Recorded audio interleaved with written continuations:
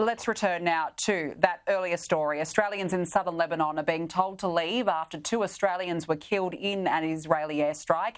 Hezbollah claims one of the Australians is fighting for the group. Joining me now live is Liberal Senator and former Ambassador to Israel, Dave Sharma. Dave, I believe we've got you now. Thanks for joining us. What is your reaction to this news? Well, look, Danica, it's great to join you this afternoon as well. Look, it's a very tense time in the region, and people have to realise that, yes, there's a war being fought between Israel and Hamas in Gaza, but there's also significant regional elements to this because of Hezbollah's involvement, the fact that Iran stands behind Hezbollah and Hamas, and the fact that there's been attacks on Israeli targets from the Houthis in Yemen. This conflict has very significant regional dimensions, and it's incumbent on us as Australia to do what we can to lessen the chances of that regional conflict erupting and keep this conflict as contained and as minimal of civilian casualties as we can. Should Israel have warned Australia before it undertook this airstrike, particularly given that it appears that Australian citizens were targeted? Well, I think Australians have already been warned. I mean, the travel advice was updated some time ago. It's quite clear that the advice is to do not travel, particularly to southern Lebanon. It's been an active war zone since the 7th of October terrorist attacks. There have been frequent exchanges of fire. Just a few nights ago, Hezbollah fired rockets into a town in Israel's north, Kiryat Shmona. Israeli civilians have all been evacuated from northern towns. So this is an active war zone. No Australian should be travelling there. Any Australian in the area should be leaving whilst commercial means are available, and people should certainly be paying attention to the travel advice. Right, but could the government have done anything to stop this situation if it had known that one of the Australians was a Hezbollah fighter?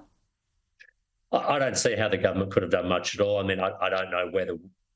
I saw Mark Dreyfus's comments earlier today saying he wasn't aware whether, or the Australian government doesn't know whether we knew that this person was a Hezbollah fighter. But just like any Australian, he's been warned, as all Australians have been, not to travel to southern Lebanon, not to be present in a war zone. And unfortunately, if you are, these sorts of things can happen. Now, I don't know who this person was. I can't affirm whether he was indeed a Hezbollah operative. I noticed the 3 caskets of the carrying the bodies were all draped in Hezbollah flags, and they were treated as martyrs by Hezbollah, which suggests they were, but I don't have any independent verification of that. You mentioned earlier about the possibility of a wider conflict between Israel and Lebanon. What more could be done to try and contain this?